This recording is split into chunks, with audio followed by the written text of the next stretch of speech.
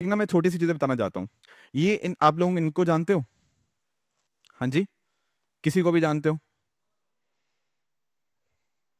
किसी को भी इतना समझ आ रहा है कि यूपीएससी टॉपर्स हैं शायद? ये समझ आ रहा है? इनका नाम, ये ऑल इंडिया रैंक इनका 60 है। इनका नाम है अभिमन्यु मलिक। ठीक है, जो पिछले साल यूपीएससी का रिजल्ट आया, अभी इस बार का तो आना है। पिछले साल इनका रैंक 60 था। ये है केतन रस्तोगी, इनका रैंक है 156। शिवांश, ठीक है, शिवांश तो मैं बहुत ही खास है। ठीक है, और यहाँ पे अभिलाष है, अभिलाष का 400 आई थिंक 11 रैंक है, मतलब 400 समथिंग है, मुझे एग्जैक्टली याद नहीं। He is Abhilash. और भी बहुत सारे बच्चे हैं, बट ये मैं इन चारों की बात खासकर करना चाहता हूँ, क्योंकि इनका क्या था, इनका पढ़ने का माइंडसेट बहुत ही अलग था। I give an example. जैसे मैं आपको बात करूं, अगर अभिमन्यु की बात करूं, कभी अगर मौका मिलेगा तो आऊंगा अभिमन्यु सर को। तो उनका क्या था, ऑल इंडिया रैंक जो 60 आया, वो कैसे आ पाया? The thing was simple. तीन चार चीजें मैं इनकी बताना चाहूंगा खासकर। एक तो था कि पहले ना, जो आप लोगों ने बात भी करी, कि first of all it is important कि हमारी ना कंसेप्चुअल क्लैरिटी अच्छी हो। अगर आपकी कंसेप्चुअल क्लैरिटी अच्छी नहीं है, ये एग्जाम कभी यूपीएससी क्रैक हो ही नहीं सकता।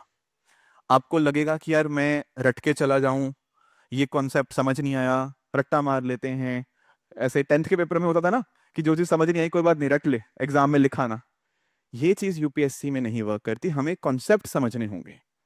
ठीक है, तो सबसे पहली चीज है हमारी बेसिक फंडामेंटल कंसेप्चुअल क्लैरिटी अच्छी होनी चाहिए, उसके बिना नहीं। That is something most important. बाकी जो मैंने आपको एक चीज बोली थी, वो थी क्या? रिविजन्स के बारे में।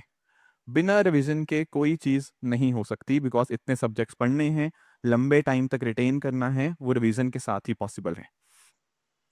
और रिवीजन के ना मैं आपको बताता हूं कि रिवीजन करने का प्रॉपर वे आउट क्या है।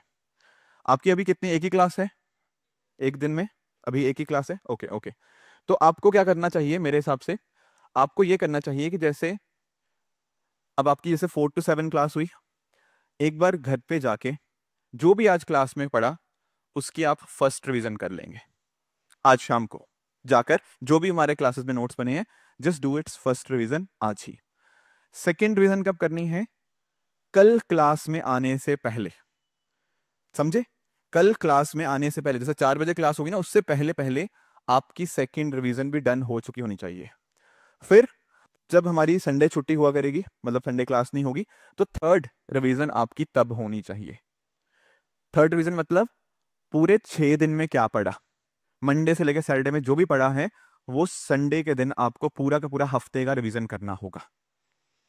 एंड लास्टली फिर चौथा, तो जब मर्जी आप एग्जाम के टाइम पे भी करोगे और सिलेबस कंप्लीशन के ऊपर भी। तो 4 से 5 बार ये रिवीजन आपको चाहिए होगी।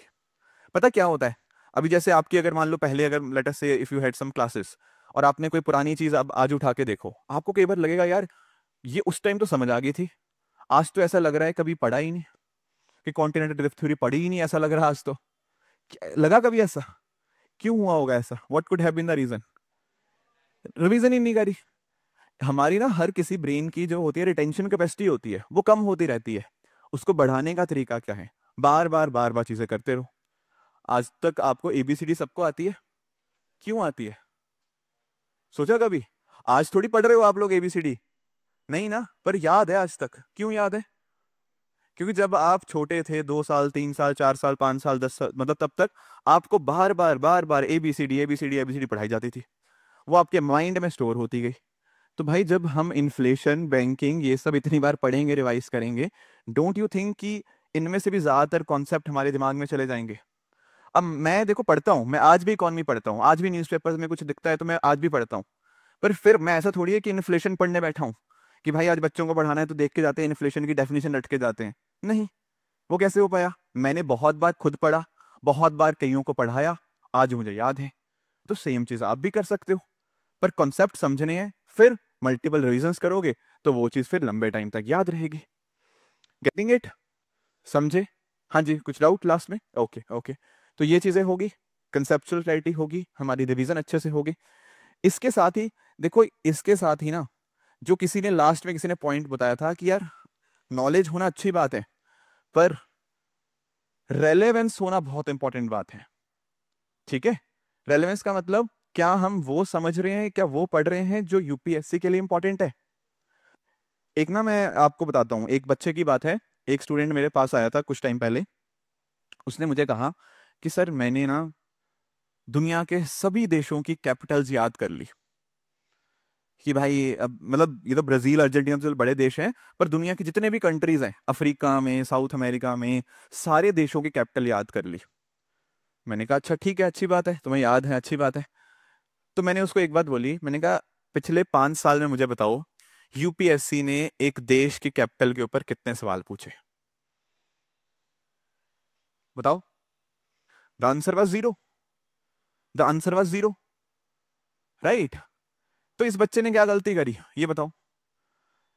इसने कहीं सुन लिया था कि यार यूपीएससी में ना सब कुछ आता है, UPSC covers everything under the sun, कि तो मैंने ये भी पढ़ लिया, इधर से ये जानकारी भी ले ली, उधर से ये जानकारी ले ली, इधर से ये जानकारी ले ली, राइट। वो अप्रोच गलत है। वो अप्रोच गलत क्यों है? आप हर एक रैंडम चीज के पीछे भागते रहोगे तो जो चीज इंपॉर्टेंट है वो पीछे रह जाएगी। Getting it? तो हमें जब भी कोई टॉपिक पढ़ना है, हमें साथ के साथ हमें क्या देखते रहने हैं, हमारे पीवाईक्यूज देखते रहने हैं। यूपीएससी ना एक समंदर है, it is like an ocean. उस समंदर में ना एक कंपस चाहिए होती है। कंपस मतलब जानते हो, जो आपको डायरेक्शन दे पाए कि किस तरफ जाना है, कौन सी सही दिशा है। वो दिशा कौन दिखाएगा? प्रीवियस ईयर क्वेश्चंस और आपका सिलेबस। ये दोनों आपको रास्ता दिखाएंगे जब भी आप भटक जाओगे। जब भी ये सोचना हो क्या पढ़ना है क्या नहीं पढ़ना, क्या इंपॉर्टेंट है क्या नहीं इंपॉर्टेंट है, तब आपको प्रीवियस ईयर क्वेश्चन और सिलेबस मदद करेंगे सही तरफ मूव करने के लिए। क्लैरिटी है? आप लोग पॉलिटिक्स की न्यूज़ पढ़ते हो अखबार में? हम्म?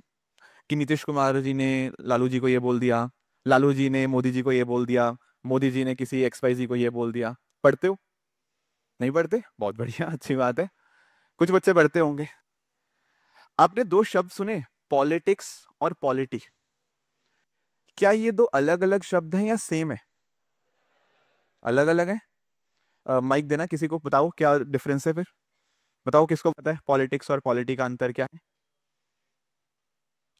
कोई कोई भी, चलो कोई बात नहीं, कोई हैंड रेस करके मुझे बताओ क्या अंतर है पॉलिटिक्स और पॉलिटी में। बताइए। हाँ जी। Sorry. Okay okay, good good good. और कोई? हाँ जी ठीक था, हाँ जी। ओके ओके ओके, समझ गए, थैंक यू थैंक यू। मैं आपको एक एग्जांपल देता हूँ, उसके माध्यम से आप हमेशा याद रखोगे कि पॉलिटिक्स और पॉलिटी दो अलग अलग चीजें कैसे हैं। ये जो मैंने बात कही ना आपको कि मोदी जी ने इसको ये बोला, नीतीश बाबू ने ये बोला इनको, ठीक है, ये सब बातें होती हैं पॉलिटिक्स की। कई बार आप लोग नोटिस करते हो ना, ये वाली पार्टी वाले 10 एमएलए इधर से उठ के इधर आ गए, ये वाले 10 पार्टी के एमएलए ने इधर से उठ के उधर बोल चले गए, इस एमएलए ने उसको ये बोल दिया। ये सब पॉलिटिक्स है, मानते हो? पॉलिटी क्या हुई? इसके पीछे का कानून। आप लोग पढ़ते हो एंटी डिफेक्शन लॉ के बारे में? दल बदलू कानून नहीं पढ़ा? कोई बात नहीं, आप जब पॉलिटी के लेक्चर्स होंगे आप पढ़ोगे कि भाई जब एक एमएलए एक पार्टी छोड़ के दूसरी पार्टी में जाता है, उसके पीछे का क्या कानून है, क्या लीगल बैकिंग क्या है उसकी, संविधान में क्या लिखा हुआ है। हमारे लिए पॉलिटी इंपॉर्टेंट है कि एंटी डिफेक्शन लॉ ने क्या बोला, ना कि ये कि किसके एमएलए छोड़ के भागे, किसको क्या करे। तो रेलेवेंसी होना बहुत इंपॉर्टेंट है, समझे? तो रेलेवेंसी पे आपको ध्यान देना है, हर एक रैंडम चीज पढ़ने की जरूरत नहीं है, जो इंपॉर्टेंट है वो पढ़ना होगा, ठीक है? और जब ये सब चीजें हो जाएंगी, आपने रिवीजन कर ली है, कॉन्सेप्ट समझ आ गए हैं, लास्ट में जाके मैं आपको सजेस्ट करूंगा कि आप मॉक भी दीजिएगा, ठीक है? जो मॉक टेस्ट होते हैं लास्ट में आपको जाके वो भी देने हैं। ये मॉक टेस्ट आपको मदद करेंगे अपनी गलतियां जानने में, टाइम मैनेज सही ढंग से करने में। एंड सेम चीज आपको मेंस के लिए भी करनी है। मेंस के लिए मॉक टेस्ट का मतलब क्या है? आपकी आंसर राइटिंग, आपकी जो आंसर राइटिंग होगी, ठीक है? Getting it? तो ये जो 4 स्टूडेंट्स की मैं बात कर रहा था ना, इन चारों ने ये अप्रोच, मोटा मोटा सब ने यही अप्रोच मुझे बताई कि सर सबसे पहले कंसेप्ट अच्छे करने जरूरी है, उसके बिना कुछ नहीं हो सकता। फिर आप रिवीजन भी करेंगे, बार बार रिवीजन करेंगे, प्रीवियस ईयर क्वेश्चन हमेशा साथ में रखेंगे, कोई टॉपिक होगा, देखेंगे क्या क्या पूछा है, क्या क्या पूछना, क्योंकि ना जब आप ये देखते हो कि क्या पूछा हुआ है, एक आइडिया लगता है कि आगे क्या पूछा जा सकता है। एंड बाकी सब सिलेबस हो गया, ये सब चीजें हम फॉलो करते रहेंगे। अगर आपने ये अप्रोच साथ में रखी तो आई एम प्रेटी श्योर कि आप इकोनॉमिक्स ही नहीं, बाकी और सब्जेक्ट में भी बहुत बढ़िया करेंगे। ठीक है, कुछ आपके अभी तक कुछ आपको पूछना है, कुछ आपके डाउट्स हैं, तो प्लीज एक बार मुझे यहाँ पे पूछ लीजिए। मैं आपसे पूछता रहूंगा, कहीं पर भी कोई डाउट आएगा, कोई भी डाउट जाना नहीं चाहिए, ऐसा ना हो कि यार कोई डाउट डाउट मन में रह गया। ठीक है, यहाँ तक इज इट ओके? हाँ जी, मेरे बारे में जानना है क्या? क्या हो गया पहले?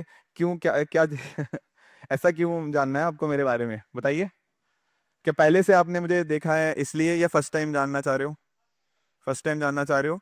देखो यार, पंजाब में ना एक छोटा सा गांव है, मैं ज्यादा तो नहीं बताऊंगा, थोड़ा सा मैं आपको ब्रीफ में समझा देता हूँ। पंजाब में एक ना होशियारपुर करके एक डिस्ट्रिक्ट है। उस होशियारपुर डिस्ट्रिक्ट में एक छोटी सी तहसील है गढ़शंकर नाम से। उस गढ़शंकर तहसील में एक छोटा सा गांव है बीनेवाल के नाम से, उसके बीनेवाल के पास में एक छोटा सा, नहीं अरे मजाक की बात नहीं। आप लोगों को लगता होगा कि सर मजाक कर रहे हैं, मैं मजाक नहीं कर रहा। वो जो गांव की मैं बात कर रहा हूँ ना, वो गांव आज भी आपके गूगल मैप्स पे नहीं आया, आज भी 2025 की बात कर रहा हूँ। ठीक है, तो उस छोटे से गांव में मैं पैदा हुआ था। यार मुझे पर्सनली मुझे शेयर करना अच्छा नहीं लगता, लोग कहेंगे कि पता नहीं क्या कह रहा है, बट मैं आपको, आपने पूछ लिया इसलिए कह रहा हूँ कि जब मैं पैदा हुआ था तो उस टाइम के ऊपर हमारा नियरेस्ट हॉस्पिटल वहां से 30 किलोमीटर दूर था। ठीक है, तो मेरे पेरेंट्स जब, मतलब जो उस दिन था, तो उस पर्टिकुलर डे के ऊपर बहुत ज़्यादा बारिश हो रही थी। तो देर इंटायर हमारा पूरा विलेज काफ़ी फ्लडिंग हो गई थी वहाँ पे। तो जो लोकल लोग थे उन्होंने ही मतलब घर में ही मुझे पैदा किया था। ठीक है, मैं मजाक नहीं कर रहा, दिस इज समथिंग रियलिटी। तो वहाँ पे मैं पैदा हुआ था। ठीक है, तो ठीक है, बाकी गॉड हैज़ बीन काइंड कि आज मैं यहाँ तक पहुँच पाया हूँ। ठीक है, तो जो जो बातें मैं आपको कह रहा था कि मेहनत करो, रिविजन्स करो, डिसिप्लिन रहोगे, तो आगे डेफिनेटली चीज़ें बनती रहेंगी, आप चीज़ों को अचीव करते रहोगे। बस मेहनत करना कभी नहीं छोड़ना, ये बात ध्यान में रखना।